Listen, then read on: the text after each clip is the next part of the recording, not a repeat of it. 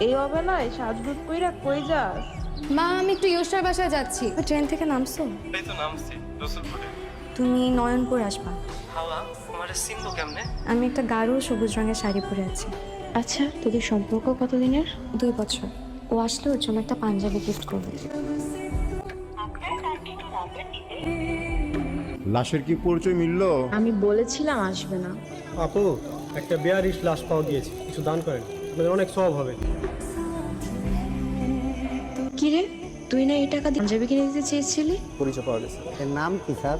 ওর নাম হচ্ছে আদম। ওনার হচ্ছে নয়নপুরে কাপড়ের ব্যবসা ছিল।